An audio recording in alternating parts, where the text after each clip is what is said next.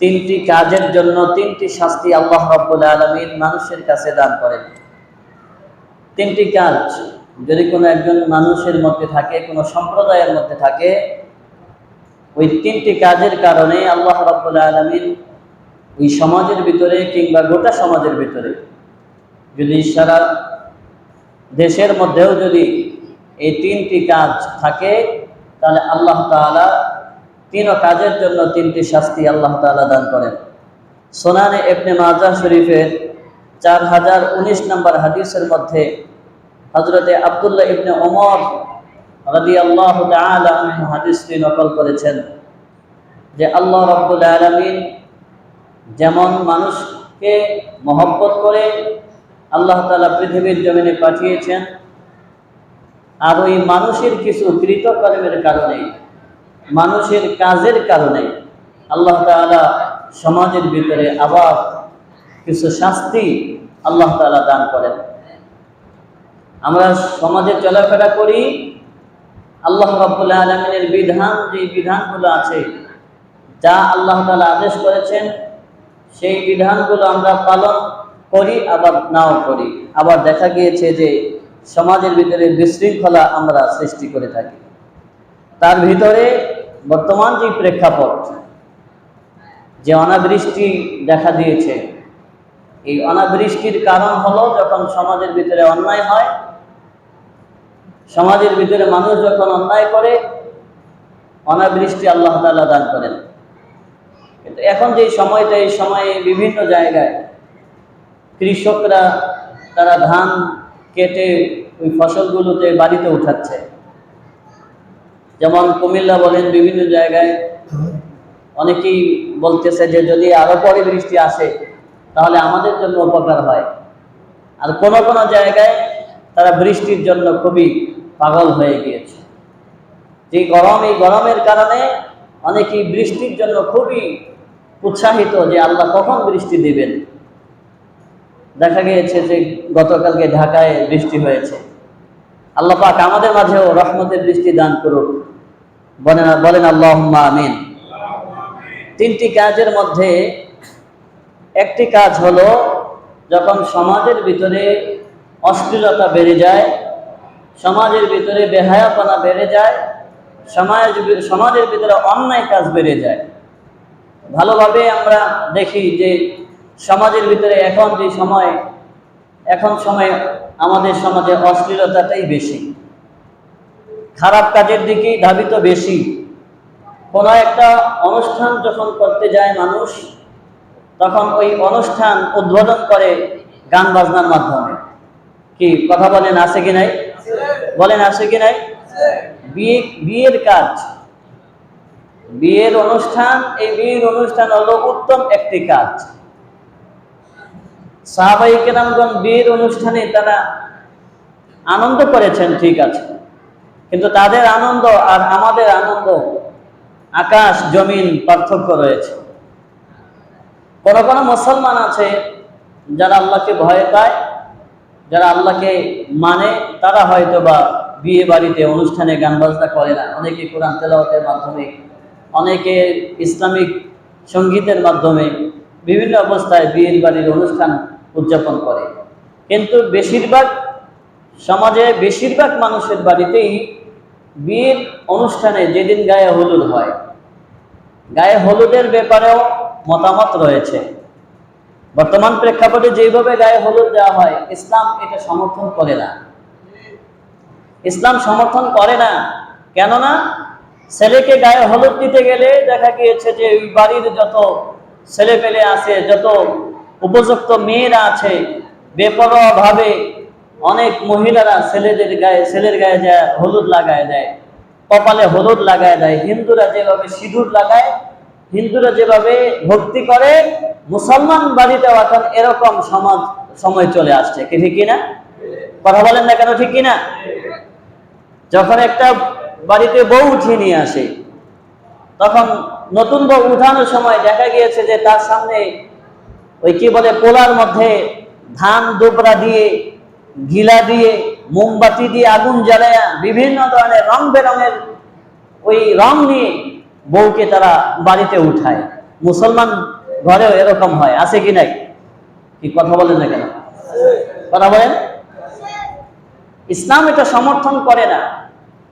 আপনি একটা আগুন দিয়ে আপনার বাড়িতে হিন্দুরা যেভাবে আগুনের পূজা করে, যে কাজগুলো হয়, এই কাজগুলো ইসলাম সমর্থন করে না। আপনি খেজুর দিয়ে মসজিদে বিবাহ পড়ানোর ব্যবস্থা আছে, সেখানে মুসল্লিদেরকে কিছু খেজুর আপনি দিয়ে দেন। যদি তা না পারেন, বাড়িতে মিষ্টির ব্যবস্থা করেন।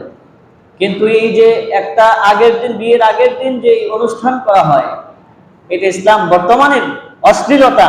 সারাটা রাত তারা বাদ্যযন্ত্র বাজায়, সারাটা রাত গান বাজনা হয়, বক্স বাজায় গান বাজনা করে, আর সারা রাত মুসলমানের ছেলেরা মেয়েরা ওই গানের তালে তালে নাচে আর ওই রাত্রে যাপন করে। এটা ইসলাম সমর্থন করে না। অশ্লীলতা, বেহায়াপনা যখন সমাজে বেড়ে যাবে, আর ওই অশ্লীলতার দিক থেকে দেখা গিয়েছে যে গান বাজনার কথাই আগে আসছে, অন্যায় কাজের কথা আগে আসছে, চুরি রাহাজানি বলেন, মদ জুয়া বলেন, জেনা ব্যভিচার বলেন, যা কিছু আছে সমস্ত এই অশ্লীলতা যখন সমাজের ভিতরে চলে আসে, তখন আল্লাহ রাব্বুল আলামিন মহামারী দান করেন। আমি আগেই বলেছি, তিনটি কাজের জন্য তিনটা শাস্তি আল্লাহ তাআলা দান করবেন। তার ভিতরে এক নাম্বার হলো, সমাজে যখন অশ্লীলতা হয়, বেড়ে যায়, তখন মহামারী আসে। আমাদের থেকে মহামারী কিন্তু বিদায় নিয়েছে। আবার কখন কোন সময় কোন মহামারী আল্লাহ তাআলা দান করেন বলা যায় না। কি ঠিক কিনা? বলেন ঠিক কিনা? দুই নম্বরে বলা হয়েছে, পৃথিবীর জমিনের মধ্যে আল্লাহ রাব্বুল আলামিন মানুষকে চলাচল করার জন্য আল্লাহ তাআলা কয়েকটা জিনিস দিয়েছেন। পবিত্র কালামুল্লাহ শরীফে আল্লাহ রাব্বুল আলামিন বলেছেন, যুয়িনা লিন-নাসি হুব্বুশ শাহাওয়া। আল্লাহ রাব্বুল আলামিন বলেছেন, যখন একটা সন্তান বিবাহের সময় হয়ে যায়, বিবাহ করে, ওই তার ঘর সংসার চালানোর জন্য আল্লাহ রাব্বুল আলামিন কিছু জিনিস দান করেন। স্বর্ণরৌপ্য থেকে, চতুষ্পদ জন্তু থেকে, বাড়ি গাড়ি থেকে, সবকিছুই আল্লাহ রাব্বুল আলামিন দান করেন। ব্যবসা বাণিজ্য আল্লাহ রাব্বুল আলামিন তাকে দান করেন, ধন সম্পদ দিয়ে থাকেন। আল্লাহ রাব্বুল আলামিন পবিত্র কালামুল্লাহ শরীফে বলেছেন, আহাল্লাল্লাহুল বাইআ ওয়া হারামাল রিবা। আল্লাহ তাআলা ব্যবসাকে হালাল করেছেন, সুদকে আল্লাহ রাব্বুল আলামিন হারাম করেছেন। আমার বন্ধুরা, বাবাজিরা, শুনে নেন, তিন কাজের মধ্যে দ্বিতীয় কাজ হলো, যখন কোন একজন ব্যবসায়িক মানুষ সমাজের ভিতরে ব্যবসা করতে যায়, ওজনে কারচুপি করে, ওজনে কম দেয়, ওজনে কম দেয়। আর ওই ওজনে কম দেওয়ার ক্ষেত্রে দেখা গিয়েছে অনেকেই বুঝেও না যে ওজনে কম দিছে না বেশি দিছে। গোশতের দোকানে যাবেন, আগের দিন গোশতের যেই পাত্র আছে, যেই বাটির মধ্যে করে বর্তমানে যেভাবে মেপে দেয় ডিজিটাল পাল্লা দিয়া, ওই তার পাশে যেই ব্যক্তি গোশত দেয় তার পাশে হাড্ডি রাখে, তেল রাখে। আর যিনি গোশত কিনেন, সে যদি একটু চৌকস না হয়, সে যদি একটু বুদ্ধিমান না হয়, তাহলে দেখা গেছে ওই গোশতের সাথে আগের দিনে কিছু তেল তাকে দিয়ে দেয়। আছে না নাই? কি বলেন, আছে না নাই? দুই নাম্বারই করে, ওজনে কম দেয়, কারচুপি করে। এরকম ব্যবসায়িক যখন সমাজের ভিতরে বেড়ে যায়, আগে তো আপনার দাড়ি পাল্লা দিয়ে হাতে ধরে, তখন এটা পাথর দিয়ে 1 কেজি 2 কেজির পাথর দিয়ে মাপতো, ওজন মাপতো, এখনো মাপে বিভিন্ন জায়গায়। কিন্তু এখন ব্যবসায়িকরা ডিজিটাল পাল্লা কিনে চার্জের সাহায্যে তারা সেটা দিয়ে মেপে দেয়। কিন্তু তারপরেও দেখা গিয়েছে ব্যবসায়িক যদি কারচুপি করে, ক্রেতা কখনোই বুঝতে পারবে না। কি ঠিক কিনা? রাসূলুল্লাহ সাল্লাল্লাহু আলাইহি ওয়াসাল্লাম বলেছেন, যখন সমাজের ভিতরে একজন ব্যবসায়িক ব্যক্তি ওজনে কারচুপি করা শুরু করবে, তখন আল্লাহ রাব্বুল আলামিন সমাজের ভিতরে দুর্ভিক্ষ দান করেন। এই দুর্ভিক্ষ এমন এক জিনিস, তখন কোনো কিছুই পাওয়া যাবে না। দুর্ভিক্ষ আসলে যা আছে সব শেষ হয়ে যায়। যেমন এখন আপনারা দেখতেছেন অনাবৃষ্টি শুরু হয়েছে, আর সৌদি আরব বলেন, দুবাই বলেন, সেখানে বন্যা হয়ে গিয়েছে। যেই দেশে বৃষ্টি হতো না, সেই দেশে এখন বৃষ্টি হয়ে দুবাইয়ের যেই ব্যস্ততা, যে এয়ারপোর্ট আছে, ওই এয়ারপোর্ট এখন পানিতে ভরপুর হয়ে গেছে। সৌদি আরবে এত বৃষ্টি হয়েছে, বন্যা হয়ে গেছে। কিন্তু আমাদের যে সমাজে মানুষ বৃষ্টির জন্য কান্নাকাটি করতেছে, আর এই দুর্ভিক্ষ যখন ওই কারচুপি হয়ে যায়, ওজনে কম দেয়, প্রতিদিন ওজনে কম দিতেছে। এইভাবে আল্লাহ রাব্বুল আলামিন তো পরীক্ষা করেন যে আমি তো তোমাকে ব্যবসাটা হালাল করে দিয়েছি, তুমি একটু হালাল ভাবে খাও। কিন্তু যখনই ব্যবসায়িক ব্যক্তি ওজনে কম দেওয়া শুরু করে, কারচুপি করা শুরু করে, মাপে কম দেয়, ক্রেতা যিনি গ্রাহক তাকে ঠকায়, তখন আল্লাহ তাআলা দুর্ভিক্ষ দান করেন। 3 নাম্বার হলো যখন সমাজের ভিতরে আল্লাহ রাব্বুল আলামিনের হাবিব নবীজি পাক সাল্লাল্লাহু আলাইহি ওয়াসাল্লাম বলেছেন যে যখন সমাজের ভিতরে 3 নাম্বার, সমাজের ভিতরে যখন মানুষ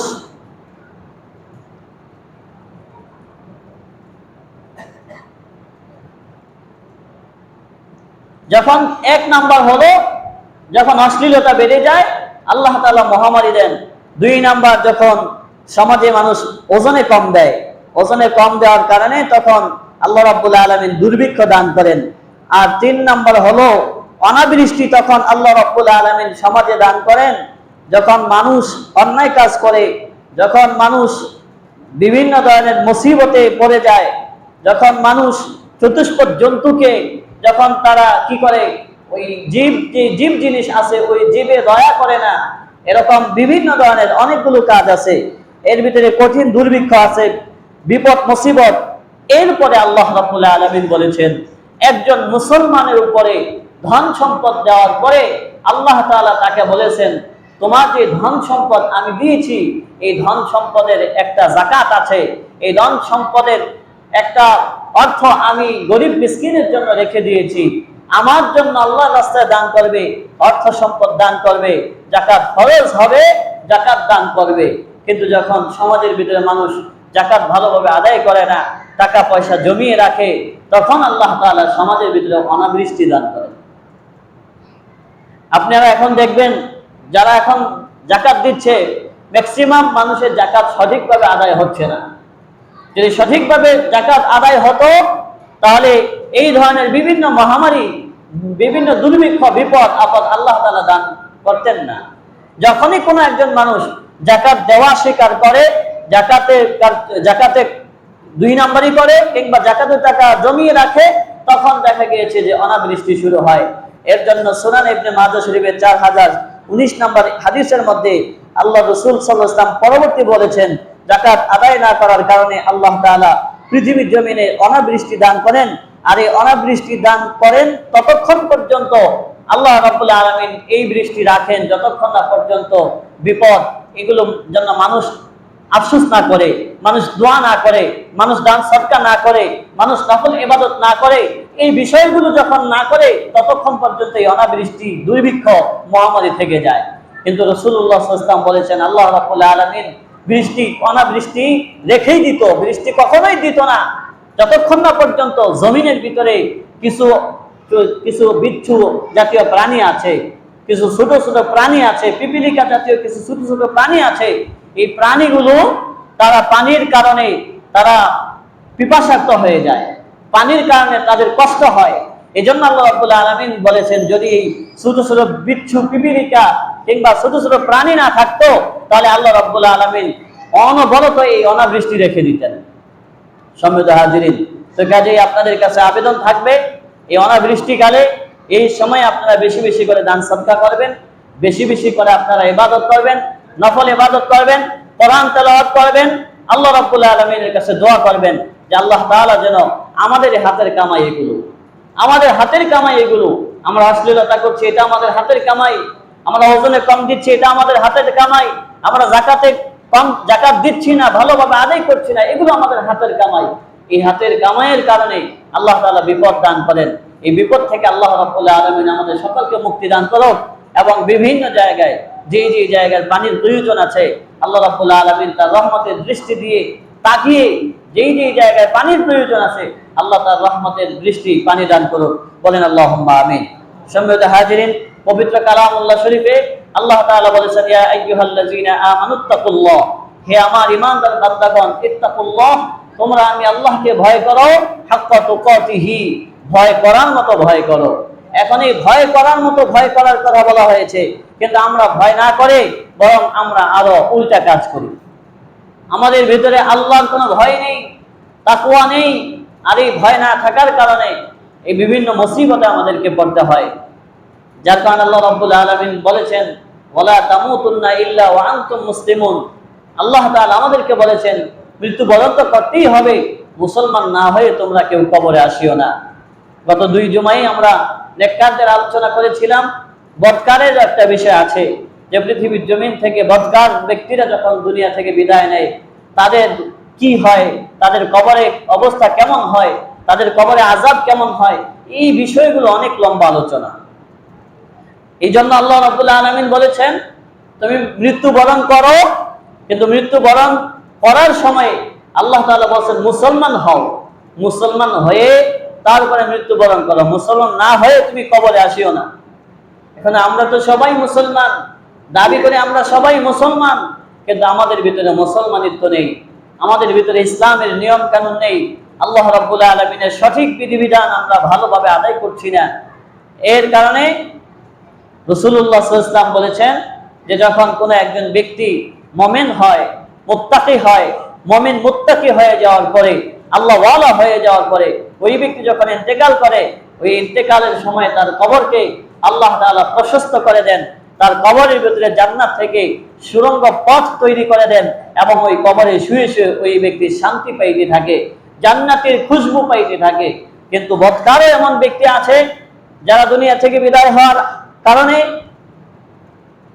তাদের কি হয়, ওয়ানিল বারা ইবনে আযিব রাদিয়াল্লাহু তাআলা আনহু, হযরত বারা ইবনে আযিব রাদিয়াল্লাহু তাআলা আনহু তিনি একটি হাদিস নকল করেছেন আনিন নবী সাল্লাল্লাহু আলাইহি ওয়াসাল্লাম আন্নাহু ক্বালা ইন্নাল আবদাল কাফিরা ইযা কানা ফি ইনতিকাইম মিনাদ দুনিয়া। রাসূলুল্লাহ সাল্লাল্লাহু আলাইহি ওয়াসাল্লামের সাহাবী হযরত বারা ইবনে আযিব রাদিয়াল্লাহু তাআলা আনহু বলতেছেন রাসূলুল্লাহ সাল্লাল্লাহু আলাইহি ওয়াসাল্লাম ইরশাদ করেছেন কাফির বান্দা যখন সে দুনিয়া ত্যাগ করে আর ওই দুনিয়া ত্যাগ করার ক্ষেত্রে ওয়া ইকবালিম মিনাল আখিরাতি নাযালা ইলাইহি মিনাস সামাইল মালাইকাতু সুদুল ওয়ুজুহি, তখন ওই ব্যক্তি বলতেছেন যে একজন কাফির বান্দা যখন সে দুনিয়া ত্যাগ করে আখিরাতের দিকে অগ্রসর হয় তার নিকট আকাশ হতে একদল কালো চেহারা বিশিষ্ট ফেরেশতা অবতীর্ণ হন। কাফির বলতে যদি ওই ব্যক্তি আল্লাহ রাব্বুল আলামিনের বিধানকে অস্বীকার করে, আল্লাহ রাব্বুল আলামিনের দ্বীনকে অস্বীকার করে, সে আল্লাহর সাথে শরীক করে, বিভিন্ন কাজ আছে, যখন কাফেরের কোনো কাজ তার অন্তরের ভিতরে চলে আসে, কুফরি যখন তার অন্তরের ভিতরে চলে আসে, তখন ইন্তেকালের পূর্ব মুহূর্তে একদল কালো ফেরেশতা তার সামনে এসে যায়। আর সামনে আসার পরে ওই ব্যক্তির যে রূহটা আছে ওই রূহটাকে কিভাবে বের করে, যেমন একজন নেককার ব্যক্তির রূহটা যখন আজরাইল আলাইহিস সালাম বের করে নেয় তখন ওই ব্যক্তির রূহকে ডাক দেয় ইয়া আইয়াতুহান নাফসুত তাইয়্যিব, বিশুদ্ধ আত্মাকে ডাক দেয় সুন্দরভাবে, আর বিশুদ্ধ আত্মাকে বের করে ওটাই সুন্দরভাবে। ওই রূহটা যখন তার অন্তর থেকে বের হয়ে যায় ওই ব্যক্তি বুঝতে পারে না তার অন্তর থেকে, তার শরীর থেকে রূহ বের হয়ে গিয়েছে। মুমিন ব্যক্তি এরকম ভাবে ইন্তেকাল করে। কিন্তু যখন একজন বদকার হয়ে যায় তখন ওই বদকার ব্যক্তিকে, যখন বদকার ব্যক্তির সামনে যখন আপনার ফেরেশতা আসে তখন ওই ফেরেশতাদের চেহারা এক কালো বিশিষ্ট থাকে এবং তাদের হাতে এক ধরনের চট থাকে, তাদের হাতে শক্ত চট থাকে, আর শক্ত চট নিয়ে তারা ওই ব্যক্তির সামনে যায়। সামনে যাওয়ার পরে ওই ব্যক্তির যে অর্থাৎ বদকার ব্যক্তি যিনি নামাজ থেকে দূরে সরে রয়েছে, রোজা থেকে দূরে সরে রয়েছে, ইসলামের বিধিবিধান থেকে দূরে সরে রয়েছে, এটা আপনারা বোঝেন যে কোন ব্যক্তি ইসলাম থেকে দূরে আছে আর কোন ব্যক্তি ইসলামের ভিতরে আছে। কেউ কেউ আছে নামাজ পড়ছে, কিছু পড়ছে, কিছু ছেড়ে দিচ্ছে, রোজা রাখছে আবার ছেড়ে দিচ্ছে, যাকাত দিতেছে ছেড়ে দিতেছে, পর্দা করতেছে না। এটা আপনারাই বিচার করবেন, আপনারাই বুঝবেন যে কোন ব্যক্তি সমাজে মুমিন হিসেবে আখ্যায়িত এবং কোন ব্যক্তির সমাজের ভিতরে মুমিন না। ওই ব্যক্তি কতটুকু পরিমাণে আমল করেছে আপনি দেখলে বুঝবেন, তার আচরণ দেখলে বুঝবেন, তার উঠা বসা দেখলে বুঝবেন। ঠিক তেমনটাই এরকম ব্যক্তি যখন তার কাছে মালাকুল মাউত চলে আসে তখন বলে হাত্তা ইয়াজলিসা ইনদা রাসিহি ফায়াকুলু আইয়াতুহান নাফসুল খাবিসা, তখন আজরাইল আলাইহিস সালাতু ওয়াস সালাম ওই ব্যক্তির রূহটাকে ডাক দেয়, খবিশ আত্মা বলে ডাক দেয়, খবিশ রূহ বলে ডাক দেয়, অর্থাৎ তার মাথার কাছে আসে মাথার নিকট বসে তখন বলেন, হে খবিশ রূহ, তুমি বের হয়ে আসো। তখন ওই ব্যক্তির রূহটা, যে ব্যক্তি অন্যায় করে, অত্যাচার করে, মানুষকে ঠকায়, মানুষের হক নষ্ট করে, অর্থাৎ আল্লাহর হক থেকে, সমস্ত হক থেকে সে বঞ্চিত, এরকম খবিশ ব্যক্তিদের যখন রূহটা কবজ করে তখন বলে, উখরুজি ইলা সাখাতিম মিনাল্লাহ, তখন বলে যে তুমি বের হয়ে এসো আল্লাহ পাকের ক্রোধের দিকে, আল্লাহ পাকের ক্রোধের দিকে তুমি বের হয়ে আসো। সম্মানিত হাজিরিন, গত জুমায় বলেছিলাম, যখন আল্লাহ রাব্বুল আলামিন কোন একজন বান্দার প্রতি রাগ করেন তখন কিন্তু সমাজের ভিতরে এই ধরনের সমস্যা আসে। আর এই রাগ করার কারণে তখন দান সাদকা বেশি বেশি করতে হয়, সাদকা বেশি বেশি করতে হয়, তখন আল্লাহ তাআলা তার প্রতি খুশি হন।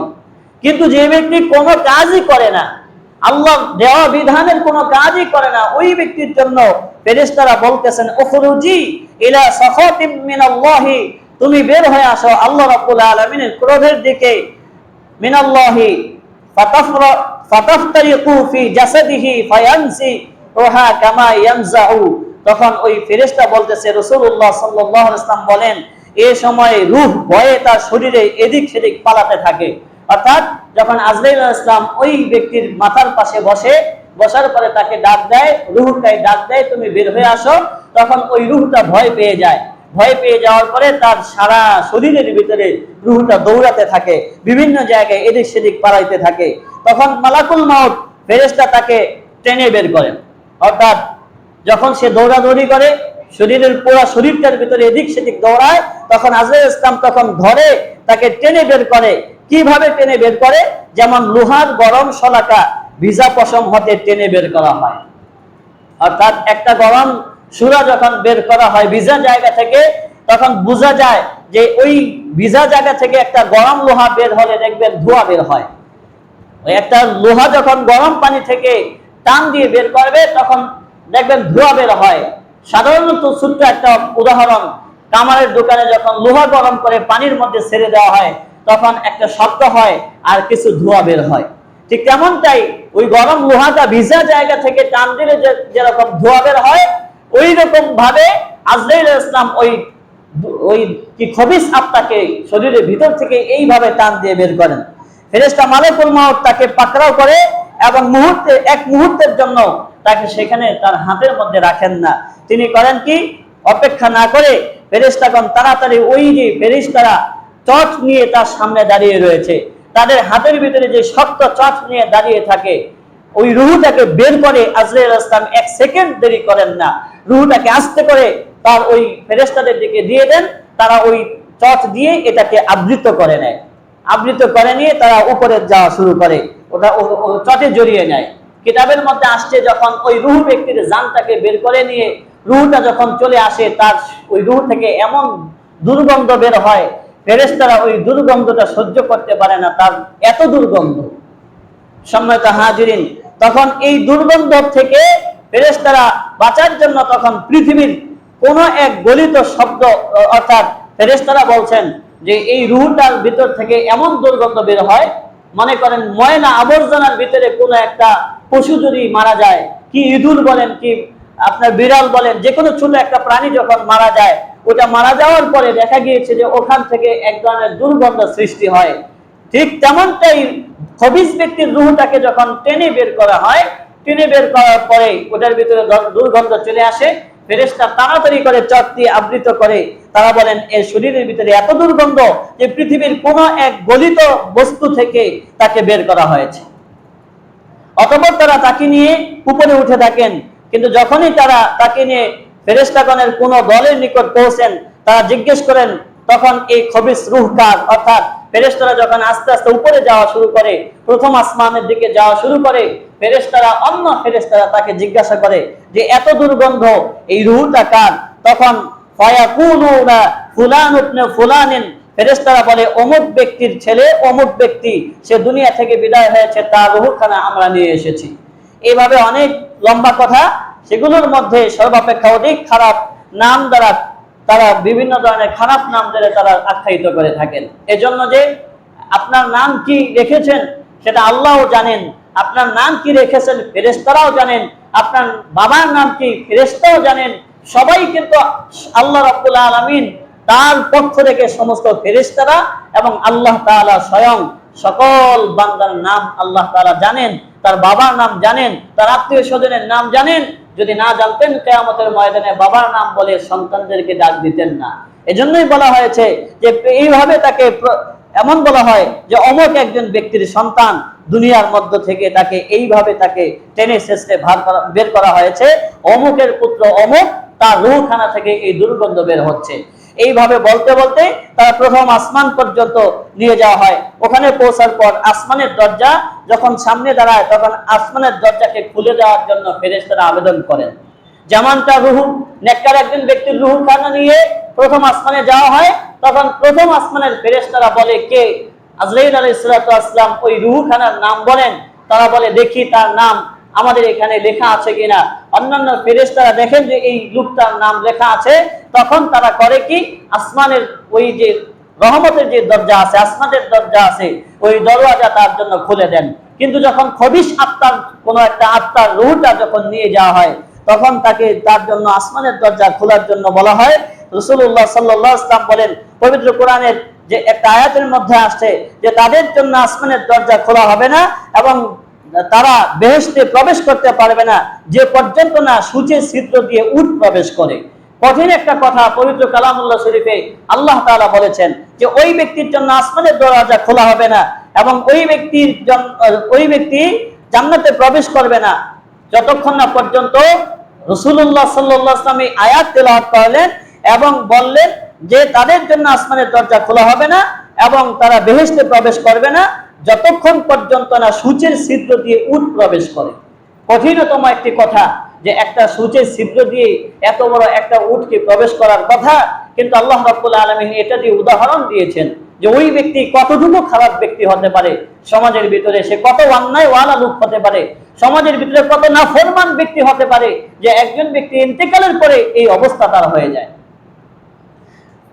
তারপর আল্লাহ রাব্বুল আলামিন বলেন তার ঠিকানা সিজ্জিনে লিখো, অর্থাৎ ফেরেশতাদেরকে তখন আল্লাহ রাব্বুল আলামিন বলে দেন এই ব্যক্তির ঠিকানাটা সিজ্জিনে লিখে দাও, জমিনের সর্বনিম্ন স্তরে তার এই জায়গাটা তোমরা লিখে দাও। সুতরাং তার রূহকে জমিনের সজলে নিক্ষেপ করা হয়। ফেরেশতারা যখন প্রথম আসমানে নিয়ে যায়, আসমানে নিয়ে যাওয়ার পরে ওই তাদের সঙ্গে কথোপকথন হয়। তারা বলে এই ব্যক্তির রূহটা উপরে নেওয়ার মতো কোনো ব্যবস্থা নেই, সে অন্যায় কাজ করার কারণে তার এই অবস্থা হয়েছে, তার রূহ থেকে খারাপ দুর্গন্ধ বের হয়েছে। আল্লাহ রাব্বুল আলামিন বলেছেন তার জন্য নির্ধারিত জায়গা হলো সিজ্জিন। তখন আল্লাহ তাআলা ফেরেশতাদেরকে আদেশ করেন তোমরা তাকে সিজ্জিনের ভিতরে নিক্ষেপ করো। তখন ওই যেই কালো ফেরেশতারা তাদের হাতের ভিতরে যে চট মোড়ানো ছিল, ওই চট মোড়ানোর ভিতরে রূহটাকে নিয়ে তারা আর এক মুহূর্ত দেরি করে না, তারা সরাসরি তাকে এত জোরে নিক্ষেপ করে, হাদিসের মধ্যে আসছে সজোরে তারা নিক্ষেপ করে। আর এই নিক্ষেপ করার উপর থেকে নিক্ষেপ করে একেবারে জমিনের সর্বনিম্ন স্তরে তাকে পাঠিয়ে দেওয়া হয়।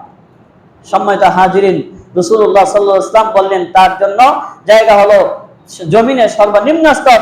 সুতরাং তার রূহকে জমিনে সজোরে নিক্ষেপ করা হয় এবং ওই সময় রাসূলুল্লাহ সাল্লাল্লাহু আলাইহি ওয়াসাল্লাম আরেকটি আয়াত তিলাওয়াত করেন এবং বলেন যে আল্লাহ রাব্বুল আলামিন তাদেরকে এমন ভাবে শরীক করেছেন যে যেন আকাশ হতে পড়ে গেছে, অথবা পাখি তাকে ছু মেরে নিয়ে গেছে, অথবা ঝাঞ্চা বাতাস তাকে বহু দূরে নিক্ষেপ করেছে। মুসনাদে আহমদের ভিতরে আসছে যে ওই ব্যক্তিটাকে নিক্ষেপ করার পরে মনে হয়েছে বিশাল একটি বাতাস তাকে ওই বাতাসে উড়িয়ে নিয়ে জমিনের সর্বনিম্ন স্তরে ফেলে দিয়েছে। আবার দেখা গিয়েছে যে এমন কিছু পাখি আছে যে আপনারা দেখবেন ফেসবুক ইন্টারনেটে আপনারা দেখেন বিভিন্ন অবস্থায় যে চিলের মতো এক ধরনের পাখি আছে যে তারা আসমানের অনেক উপরে, আকাশে অনেক উপরে থাকে, অনেক উপর থেকে তারা ওই যে পানি আছে সাগরের পানির ভিতরে তারা টার্গেট করে যে ওখান থেকে পানির ভিতরে একটা মাছ যাইতেছে, ওই মাছটাকে সে শিকার করবে। শিকার করার সময় তার একটা টার্গেট থাকে কতটুকু পরিমাণ উপর থেকে সে নামবে এবং কতটুকু পরিমাণ স্পিডে সে নামলে পানির নিচ পর্যন্ত যাইতে পারবে। আপনারা দেখবেন ফেসবুকে এই ধরনের কিছু ভিডিও দেয় কোরআন তেলাওয়াত দিয়ে, বিভিন্ন ইসলামিক বিষয় দিয়ে এই চিড়ের যে ভিডিওগুলো দিয়ে থাকে যে তারা এত উপরে থাকে, সেখান থেকে এমন স্পিডে তারা নিচে নামে, সরাসরি তারা পাখাগুলোকে গুটিয়ে তার চোখটা বড় বড় তার টার্গেটটাকে রেখে সরাসরি একেবারেই পানির ভিতরে চলে যায়। সবাই তো মনে করে যে পাখিটা মনে হয় পানির ভিতরে পড়ে গেছে, কিছুক্ষণ পর দেখে যে মাথার ঝাড়া দিয়ে তার ওই পায়ের ভিতরে বিশাল বড় একটা মাছ নিয়ে, আবার কত শক্তি আল্লাহ তাআলা তাকে দান করেছেন যে পাখিটা পানির ভিতরে চলে গেল, সেখান থেকে একটা মাছ দেখা গিয়েছে 1 কেজি 1.5 কেজি পরিমাণ ওজন হয়, এত বড় বড় একটা মাছ। ওই মাছটাকে সে এক পায়ের ভিতরে খামসে ধরে রেখে ওই মাছটাকে পানির নিচ দিয়ে আবার উপরে উঠে নেয়। এখন এই উপরে ওঠানোর সময় তার প্রয়োজন হচ্ছে শক্তির, তখন তার পাখাকে আল্লাহ রাব্বুল আলামিন যে দুটো পাখা দিয়েছেন, এই পাখাগুলোকে ঝাঞ্চা দিয়ে বাড়ি দেয়, আর এই পাখাটাকে নড়ানো শুরু করে, ওই পাখার ভিতরে শক্তি চলে আসে, এই পাখার শক্তির কারণে আস্তে আস্তে আবার উপরে চলে যায়। ঠিক তেমনটাই হাদিসের মধ্যে আসছে যে ওই রূহটাকে জমিনের ভিতরে এমন ভাবে নিক্ষেপ করা হয় যেমন একটা পাখি ছু মেরে তাকে জমিনের ভিতরে সর্বনিম্ন স্তরে পাঠিয়ে দিয়েছে। সম্মানিত হাজিরিন, একটু চিন্তা করেন যে 2-3টা কথা আমরা এখানে বললাম যে নেককার ব্যক্তির রূহটাকে আল্লাহ তাআলা ফেরেশতার মাধ্যমে কত সুন্দর করে তার রূহটাকে কবজ করে নিয়ে যায়, আর একজন বদকার ব্যক্তির রূহটাকে কবজ করার ক্ষেত্রে কত কঠিন হাদিস এখানে রাসূলুল্লাহ সাল্লাল্লাহু আলাইহি ওয়াসাল্লাম কোরআনের আয়াতও বলে দিয়েছেন যে ওই ব্যক্তির রূহটাকে আনার সময় প্রথমে খবিশ বলে তাকে আখ্যায়িত করা হয়, তাকে বলা হয় তুমি বের হয়ে আসো, সে বের হইতে চায় না, শরীরের ভিতরে দৌড়াদৌড়ি শুরু করে, তখন আজরাইল ইসলাম নিজ হাতে টান দিয়ে তাকে বের করেন, বের করার পরে তার শরীর থেকে দুর্গন্ধ বের হওয়া শুরু করে, রূহ থেকে দুর্গন্ধ বের হওয়া যায়, তখন ফেরেশতারা তাদের ভিতরে তাকে ধরে নেয়, প্রথম আসমানে নিয়ে যায়, তার পরিচয় জানতে চায়। পরিচয় জানার সময় বলে এই ব্যক্তি দুনিয়ার ভিতরে অমুকের ব্যক্তি, অমুকের পুত্র অমুক, তাকে নিয়ে আসা হয়েছে। তখন আর দরওয়াজা খোলা হয় না, আসমানের দরজা খোলা হয় না, সেখান থেকে তাকে আবার সিজ্জিনে পাঠিয়ে দেওয়া হয়। সম্মানিত হাজিরিন, যদি আমাদের কারো এরকম হয় যে আমাদেরকে যদি সিজ্জিনে পাঠানো হয়, তখন আমাদের জন্য কত আযাব রয়েছে, কত আযাব আমাদের জন্য রয়েছে। ওই ব্যক্তি দুনিয়া থেকে বিদায় হয়ে যাওয়ার পরে তাকে জানাজার পরে কবরে শোয়ানো পর্যন্ত, এটা তো রূহুর কথা বললাম, যখন কবরে শোয়ানো হবে, কবরে শোয়ানোর পরেই সাথে সাথে যখন আত্মীয় স্বজন কবর রেখে চলে যাবে, আপনারা তো অনেকেই দেখছেন, এই কবরের কথা অনেক আলোচনাও শুনেছেন, কিন্তু কবরের কথা আলোচনা শোনার পরেও গভীর কেউ চিন্তা আমরা কখনো করি না যে কেমন একটা চিন্তা। বর্তমান গরমে আপনারা এসির ভিতরে থাকেন, বর্তমান গরমের সময়ে আপনারা ঠান্ডা পানি সব সময় ফ্রিজে রেখে পান করতেছেন, বরফ নিয়ে আপনারা চলতেছেন ফিরতেছেন, কিন্তু দেখা গিয়েছে যে মাটির নিচে যে একটা তাপ আছে, মাটির নিচে যে একটা গরম আছে, ওই গরমের ভিতরে আপনার মা বাবা আত্মীয় স্বজন ভাই বেরাদর তারা কিভাবে শুয়ে আছে, আমাদেরকেও তো এইভাবে শুইতে হবে। যখন কবরের মধ্যে আপনারা নিজেরা নিজে হাতে আত্মীয় স্বজনদেরকে কবর দেন, কিভাবে কবর দেন আপনারা অবশ্যই জানেন। বাঁশ দিয়ে, চাটাই দিয়ে প্রথম তো লাশটা শুয়াইয়া দেন, শুয়াইয়া দেওয়ার পরে অনেকেই চিন্তা করে যে আমাকেও এইভাবে আসতে হবে, আবার অনেকে এটাও বলে যাও তোমাকে আল্লাহর হাওলা, আল্লাহর হাতে দিয়ে গেলাম, আমারও এইরকম এক সময় হবে। এইভাবে শুয়াইয়া দেওয়ার পরে, বাঁশ দেওয়ার পরে, চাটাই দেওয়ার পরে, তখন তো নিচে অন্ধকার হয়ে যায়, অন্ধকার হয়ে যাওয়ার পরে আবার দেওয়া হয় মাটি, এত মাটি, অনেক মাটি দিয়ে তাকে যখন ভিতরে রেখে দেওয়া হয়, এখন ওই ব্যক্তিটা তো লাশ হয়ে কবরে একা একা শুয়ে আছে, তার ভিতরে তার সঙ্গে কেউ নাই, তার সাথী কেউ নাই, তার আত্মীয় স্বজন কেউ নাই। আল্লাহ রাব্বুল আলামিন সাথে সাথে রূহটা দিয়ে দেন, রূহটা দিয়ে দেওয়ার পরে ফেরেশতা চলে আসেন, মুনকার নাকির ফেরেশতা চলে আসেন, সওয়াল করেন মান রব্বুকা ওয়া মান দীনুকা ওয়া মান নাবিয়্যুকা, প্রশ্নের উত্তর যদি দিতে পারে তার জন্য ভালো আছে, দুনিয়াতে ভালো কাজ করে যাওয়ার জন্য তার জন্য ভালো আছে। কিন্তু হাদিসের মধ্যে আসছে যখন এই খবিস ব্যক্তিটাকে কবরে দেওয়া হয়, ফেরেশতারা তাকে জিজ্ঞাসা করে মাল রব্বুকা, সে বলে হা হা লা আদরি লা আদরি, আফসোস, হায় আফসোস, লা আদরি, আমি জানি না। তাকে জিজ্ঞাসা করা হয় আমান দীনুকা, তোমার দিন কি? সে বলে হা হা লা আদরি লা আদরি, আমি জানি না, আফসোস, আমি জানি না। 3 নাম্বার বলা হয় মান নাবিয়্যুকা, তোমার নবীকে? সে বলে হা হা লা আদরি লা আদরি, আমি কিছুই জানি না, হায় আফসোস, আমি কিছুই জানি না। সম্মানিত হাজিরিন, ফেরেশতারা প্রশ্ন করার পরে আল্লাহ রাব্বুল আলামিনের কাছে বলে সে তো 3 প্রশ্নের উত্তর একটাও তো দিতে পারলো না, এখন তার জন্য রয়েছে কবরের ভিতরে আযাব। মুনকার নাকির চলে যান, তার জন্য আরেকজন ফেরেশতা চলে আসে, অনেক লম্বা কথা। ফেরেশতা তার হাতের ভিতরে লোহার হাতুড়ি নিয়ে আসে, আর এই লোহার হাতুড়ি নিয়ে আসার পরে আল্লাহ রাব্বুল আলামিন তাকে আদেশ করেন এই লোহার হাতুড়ি দিয়ে তার শরীরের ভিতরে আঘাত করতে থাকো, কিয়ামত পর্যন্ত এই কবরে শুয়ে সে লোহার হাতুড়ির আঘাত সে বইতে থাকবে, আযাব সে বইতে থাকবে, তার কবরের ভিতরে বিভিন্ন ধরনের আযাব তার কবরে আসতে থাকবে। সম্মানিত হাজিরিন, আমাদেরকে এই কবরে আযাব থেকে মুক্ত হওয়ার জন্য, আমাদেরকে এই কবরে আযাব থেকে বাঁচার জন্য একটু খেয়াল করেন না, কবরে তো আপনার আমাকেই শুইতে হবে, ওই আযাবকে তো আপনার আমার ভোগ করতে হবে। কিন্তু এই আযাব থেকে মুক্তি পাওয়ার জন্য আমাদেরকে দুনিয়া থেকে আমল করে যেতে হবে, দান সদকা বেশি বেশি করতে হবে, আপনার ভালো কাজ করে যেতে হবে। আমাদের রূহটা যেন বিশুদ্ধ রূহ হয়, আমাদের রূহটা যেন ভালো হয়, এই কথা বলেই শেষ করছি। আল্লাহ রাব্বুল আলামিন বলেছেন, ইয়াউমা লা ইয়ানফাউ মালুন ওয়ালা বানুন ইল্লা মান আতাল্লাহু বিকলবিন সালিম। আল্লাহ রাব্বুল আলামিন বলেছেন, কিয়ামতের ময়দানে তোমার যে মাল ধন সম্পদ আছে, ইয়াউমা লা ইয়ানফাউ মাল ওয়া বানুন, মালু ওয়া বানুন, মাল মানে ধন সম্পদ, বানুন মানে সন্তান সন্ততি। কিয়ামতের ময়দানে তোমার ধন সম্পদ সন্তান সন্ততি কোনটাই তোমাকে মুক্তি দিবে না, ইল্লা মান আতাল্লাহু বিকলবিন সালিম, একমাত্র বিশুদ্ধ আত্মাই কিয়ামতের ময়দানে আপনাকে মুক্তি দান করবে। আল্লাহ রাব্বুল আলামিন আমাদেরকে দুনিয়ায় থেকে থেকে আমল করে যাওয়ার তৌফিক দান করুক, অশ্লীল কাজ থেকে বিরত থাকার তৌফিক দান করুক, ওজনে কম যেন আমরা না দেই, ভালোভাবে একজন মানুষকে যেন দরকার পড়ে একটু বেশি দেই, সেই উত্তম কাজ আল্লাহ তাআলা করার তৌফিক দান করুক। এবং যাকাতের মতো একটা উত্তম কাজ আল্লাহ তাআলা আমাদেরকে ফরজ করে দিয়েছেন, এই যাকাতগুলো ভালোভাবে দেওয়ার তৌফিক দান করুক। বিশেষ করে পর্দা, হালাল খাবার খাওয়ার তৌফিক আল্লাহ রাব্বুল আলামিন আমাদেরকে দান করুক। সেই আশাবাদী রেখে আমাদের রূহটা যেন উত্তম রূহ হয়, আমার রূহটা যেন পবিত্র রূহ হয়, এবং আমরা যেন দুনিয়া থেকে মুমিন হয়ে মুত্তাকি হয়ে বিদায় হতে পারি, সেই তৌফিক আল্লাহ আমাদের সকলকে দান করুক।